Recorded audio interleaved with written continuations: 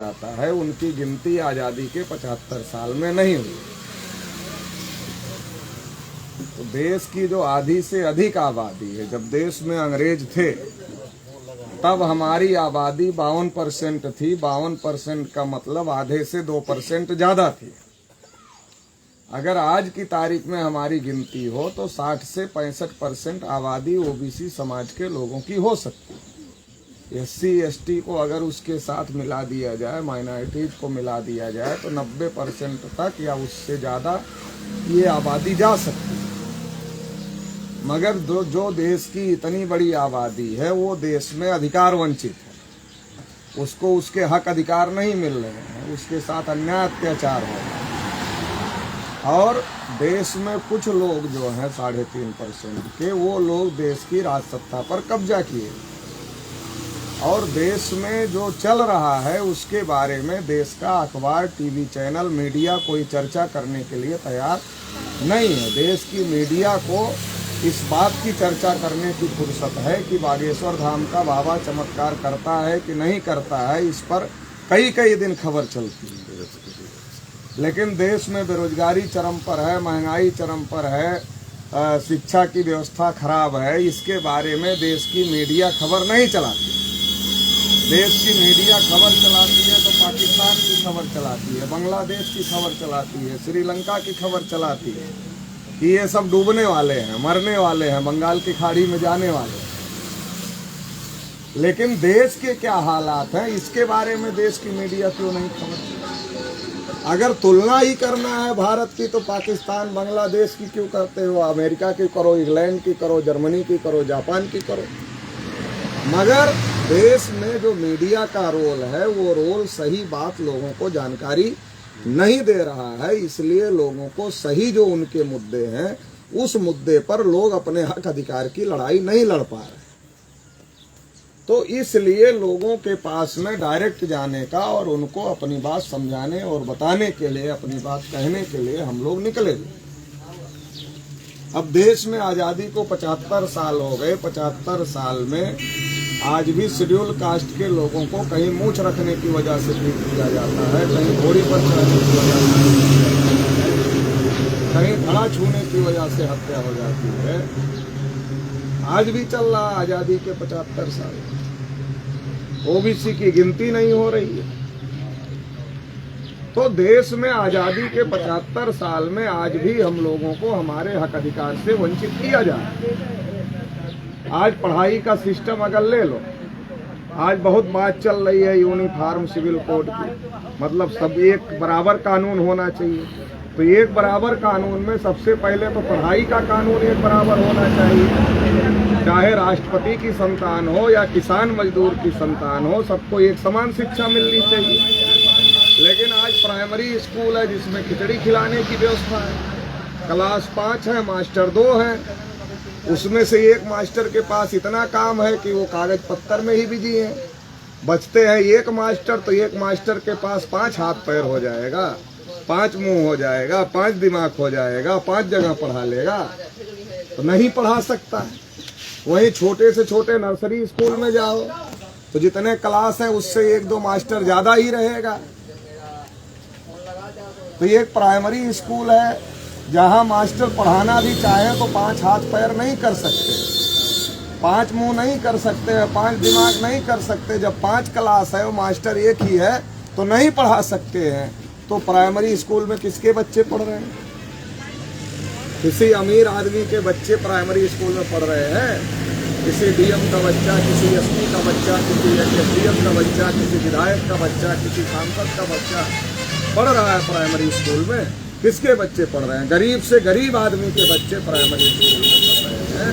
तो एक तो गांव का प्राइमरी स्कूल है, एक गांव का छोटा मोटा नर्सरी स्कूल है, फिर एक जिले में टॉप क्लास के स्कूल है, फिर बड़े बड़े शहरों में उससे भी अच्छे स्कूल हैं। तो कई प्रकार की शिक्षा व्यवस्था है। जब कई प्रकार की शिक्षा व्यवस्था है तो मान लीजिए सबके बच्चे कंपटीशन में बैठे, परीक्षा देने के लिए बैठे, DM बनना, IAS बनना है सब, तो क्या सबके लिए अलग अलग पर्चा आएगा? नहीं, ये तो प्राइमरी में पढ़कर आया खिचड़ी खाकर, इसके लिए थोड़ा आसान पूछो, ये छोटे मोटे नर्सरी स्कूल में पढ़कर आया, इसके लिए थोड़ा और आसान पूछो, ये बड़े स्कूल से आया, इसके लिए थोड़ा कठिन पूछो। क्या ऐसा पर्चा आएगा? ऐसा तो नहीं आएगा। जब ऐसा नहीं आएगा तो इसका मतलब ये है कि जो जिस स्कूल में पढ़ा है उसके हिसाब से उसके पास में जानकारी है, उसके हिसाब से उसके पास में योग्यता है, तो हमको अवसर ही नहीं है। तो प्राइमरी एजुकेशन खत्म की जा रही है।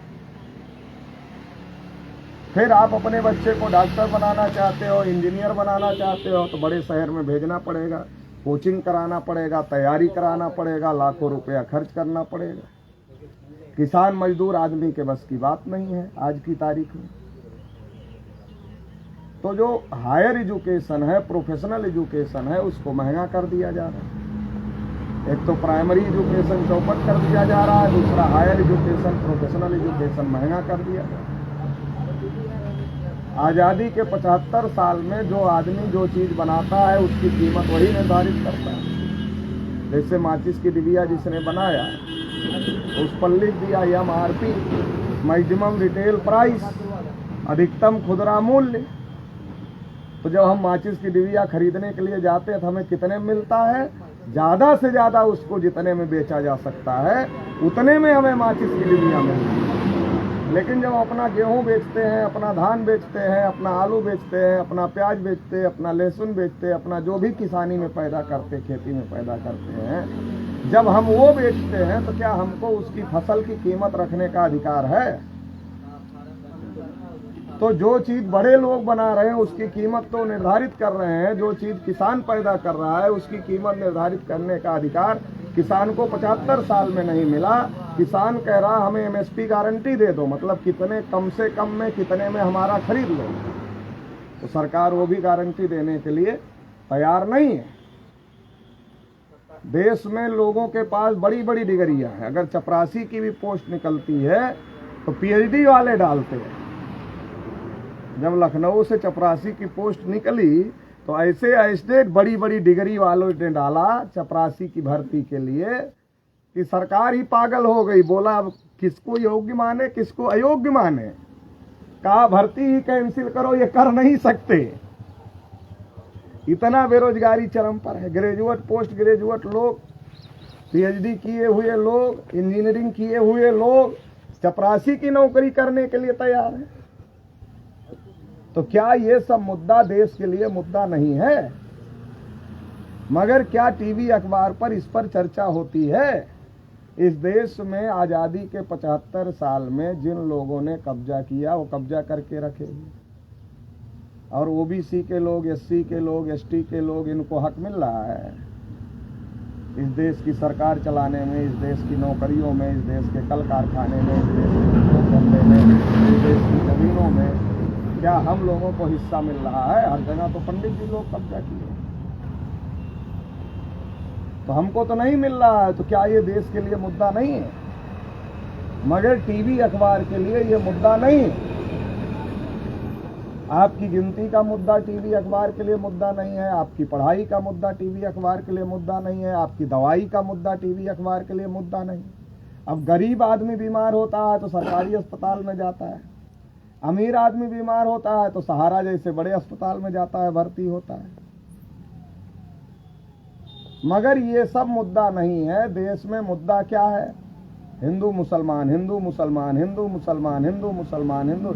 दिन रात टीवी अखबार वाले हिंदू मुसलमान चलाते हैं, और दिन रात जब हम लोग ये बात देखते हैं तो हम भी या तो हिंदू हो जाते हैं या तो मुसलमान। तो जब हिंदू हो जाते हैं तो हिंदू होकर वोट दे देते हैं, तो हमारी समस्या का समाधान करने की क्या जरूरत? जब धर्म के नाम पर वोट मिल रहा है और जो धर्म से बच गया वो जाति के नाम पर दे देता है। जिस जाति की पार्टी मजबूत है वो ऊपर देखकर वोट देता है, और जिस जाति की पार्टी कमजोर है वो नीचे हमारी जाति को टिकट मिला है इसलिए वोट देता है। तो आपकी शिक्षा का मुद्दा, आपकी बेरोजगारी का मुद्दा, आपके रोजगार का मुद्दा, आपकी फसल का मुद्दा, ये कहाँ आएगा? 14 में मोदी जी ने कहा था किसानों की आय 2 गुनी करें। किसानों की आय 2 गुनी छोड़कर बाकी हर चीज 2 गुना कर दिया। डीजल की कीमत दोगुना कर दिया, पेट्रोल की कीमत दोगुना कर दिया, पेस्टिसाइड की कीमत दोगुना कर दिया, गैस की कीमत दोगुना कर दिया, खाद की कीमत दोगुना कर दिया, हर चीज़ दोगुना कर दिया। केवल किसान की आय को छोड़कर बाकी हर चीज़ दोगुना कर दी। तो आप बताइए कि ये जो स्थिति है, इसमें अभी फिर यूनिफॉर्म सिविल कोड के नाम पर टीवी वाले 2-4 मौलाना को बिठाकर हल्ला मचा रहे हैं। ऐसे कभी 3 तलाक लाया जाता है, कभी हिजाब लाया जाता है, कभी 370 लाया जाता है। अब ये उनसे मुसलमानों से संबंधित मामला है, इससे फायदा और नुकसान मुसलमानों को होगा, हमको कुछ होगा, लेकिन हम सबसे ज्यादा उसमें खुश हो जाते हैं। जब हम उसमें ही खुश हो जाते हैं तो हमारी बेरोजगारी का, हमारी पढ़ाई का, हमारी दवाई का, हमारी गिनती का, हमारे आरक्षण का मुद्दा कौन उठाएगा और क्यों उठाएगा? जब वो जान रहे हैं जैसे हम मुसलमानों का कोई मुद्दा खड़ा करेंगे और मुसलमान उसका विरोध करेंगे तो जो ये अपने को हिंदू कहने वाले लोग हैं, ये खुद ही खुश होकर हमको वोट दे देंगे। तो इनकी समस्या का समाधान करने की क्या जरूरत है? और इसलिए हमारी किसी समस्या का समाधान नहीं हो रहा है। तो इसलिए अब हम लोगों को ये तय करना चाहिए कि हिंदू मुसलमान की लड़ाई 75 साल से चल रही है। 3 तलाक हटा, हमको क्या फायदा होगा? फायदा होगा तो मुसलमान को होगा, नुकसान होगा तो मुसलमान पर हम वोट क्यों दें? 370 हटा तो फायदा होगा तो कश्मीर को होगा, नुकसान होगा तो कश्मीर को होगा, हमको क्या होगा? तो हम 370 पर वोट क्यों दें? हिजाब का मामला आया, मुस्लिम महिला चाहे मुंह ढांक के चले, चाहे मुंह खोल के चले, चाहे हिजाब पहन के चले, चाहे बिना हिजाब के चले, उससे हमारा फायदा और लगातार बढ़। अभी देखो, एक मोदी जी ने 14 में कहा था देश नहीं बिकने दूंगा। अभी कसम खा लिया कि एक एक चीज अडानी जी को जब तक नहीं दे दूंगा तब तक चैन नहीं। तो जितना सरकारी था सब प्राइवेट हो रहा है। अब बताओ, यहाँ जितने लोग बैठे हैं सबकी इच्छा होता है, कहाँ चली गई रेलवे की नौकरियां? आज तो विस्तार हो रहा है ना। अगर विस्तार हो रहा तो नौकरियां बढ़नी चाहिए। कहाँ चली गई? चली नहीं गई, प्राइवेट सेक्टर में दे दी।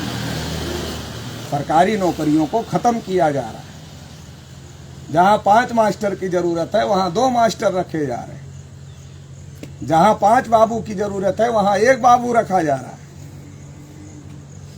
जहां 5 ग्राम पंचायत अधिकारी की जरूरत है तो 1 है ग्राम पंचायत, 1 है लेखपाल 10-10 गांव लिया हुआ है। नहीं देख रहे हैं आप? तो क्यों नहीं भर्ती? अगर भर्ती हो तो इसमें SC ST OBC को 50% आरक्षण मिलेगा कि नहीं मिलेगा?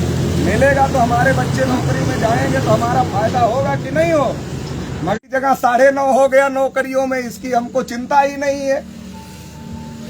6 लाख OBC के बच्चों की वजीफा केवल उत्तर प्रदेश में रुका हुआ है, जनरल का नहीं रुका। 6 लाख OBC के बच्चों का वजीफा केवल अकेले उत्तर प्रदेश में रुका हुआ। कितने लोगों को जानकारी? उनके बच्चों का वजीफा नहीं आया, कितने लोगों को जानकारी है? अच्छा, जनरल कमजोर है, OBC कमजोर है, तो पहले किसको आना चाहिए? पहले OBC को आना चाहिए, लेकिन जनरल का आ गया, OBC का नहीं आया। और जो पिछड़ा वर्ग कल्याण मंत्री हैं कश्यप जी ने कहा कि पैसा नहीं है, बजट नहीं है, इसलिए नहीं दे रहे हैं। अरे तो दिल्ली में 2 बार तुम्हारी सरकार हो गई, यूपी में 2 बार तुम्हारी सरकार हो गई, तो अब क्या अमेरिका में सरकार बनाओगे तब OBC को पैसा दोगे? अरे 2 बार तो यूपी में बन गई, 2 बार दिल्ली में बन गई, तो अब अमेरिका में तो सरकार बनेगी नहीं भाजपा की, यही ना बनेगी देश में, तो 2-2 बार। अभी तुम कह रहे हो कि OBC के बच्चों को वजीफा देने के लिए पैसा नहीं है, तो कब होगा पैसा? जनरल को देने के लिए पैसा है, OBC को देने के लिए पैसा नहीं। तो क्या ये सब मुद्दे हमारे लिए मुद्दे नहीं हैं? मगर ये सब मुद्दे हमारे लिए, जैसे हमारी शिक्षा जा रही है, हमारा रोजगार जा रहा है, हमारा आरक्षण जा रहा है, हमारी गिनती तक नहीं हुई 75 साल। सब गिनती अंग्रेज करते थे। जवाहरलाल नेहरू के बाद इंदिरा जी ने रोका, इंदिरा जी के बाद नरसिंह राव ने रोका, नरसिंह राव के बाद अटल बिहारी ने रोका, और अटल बिहारी के बाद 2011 में जब जनगणना हुई तो मनमोहन सिंह देश के प्रधानमंत्री थे। लेकिन आप सबको पता है मनमोहन सिंह फैसला नहीं करते थे। तक नहीं हो रही है, जानवरों की हो रही है। अब गिनती नहीं होगी तो विकास कैसे होगा? नारा लगता है सबका साथ सबका विकास, हम नारा सुनकर खुश हो जाते हैं, मगर सबका साथ सबका विकास कैसे होगा? पहले डाटा चाहिए ना विकास के लिए, आंकड़ा चाहिए। कितने ओबीसी कच्चे मकान में रहते हैं, कितने ओबीसी पक्के मकान में रहते हैं, कितने ओबीसी के पास मोटरसाइकिल है, कितने ओबीसी के पास साइकिल है, कितने ओबीसी के पास कार है, कितने ओबीसी के पास साइकिल भी नहीं है, कितने ओबीसी के पास मकान भी नहीं है, कितने ओबीसी कक्षा 8 पास बेरोजगार हैं, कितने ओबीसी हाई स्कूल पास बेरोजगार हैं, कितने ओबीसी इंटर पास बेरोजगार हैं, कितने ओबीसी बीए बीएससी पास बेरोजगार हैं, पोस्ट ग्रेजुएट बेरोजगार है। ये आंकड़ा सरकार के पास आएगा तब तो कोई विकास की योजना बनाएगी। कितने ओबीसी के पास इतनी जमीन है कि उनका जीवन यापन हो जाता है, कितने ओबीसी के पास इतनी कम जमीन जीवन यापन नहीं कर सकते जमीन से, कितने ओबीसी के पास जमीन ही नहीं है, कितने ओबीसी सरकार रोजगार करते हैं तो उनके विकास के लिए क्या किया जाए, कितने ओबीसी कक्षा 8 पास बेरोजगार है तो उनको कौन सी नौकरी दी जा सकती है, कितने ओबीसी इंटर पास बेरोजगार है तो उनको कौन सी नौकरी दी जा सकती है, कितने बीए बीएससी पास है उनको कौन सा नहीं बनाया।